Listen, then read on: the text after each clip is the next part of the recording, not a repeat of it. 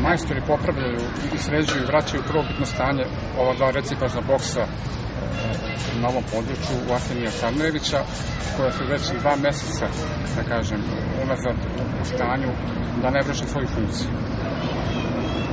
I sada, evo, ovo što se dešava, to je sad farbanje i pokrivanje ovih šara što su 10 šarala.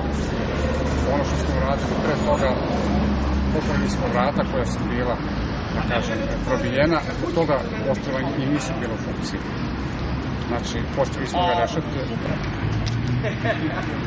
Sad, ovim ćemo dovesti ostrva, da kažem, u red i da funkcionišu kao što su funkcionisala i do sada.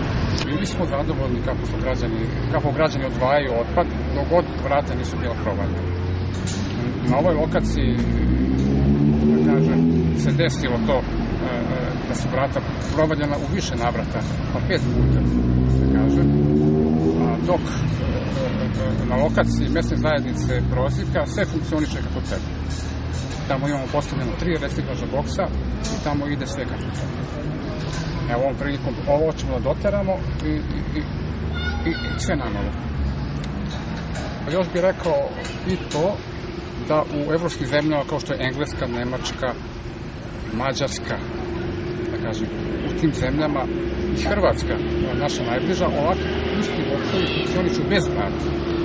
Znači, tamo nije potrebno postaviti vrata da bi imali tu funkciju. Znači, kod nas je potrebno urediti, da kažem, doneti neki novi zakonski okvir kako rešiti, da kažem, to preturanje kontejnerima i vađenje tog reciklažnog otpada.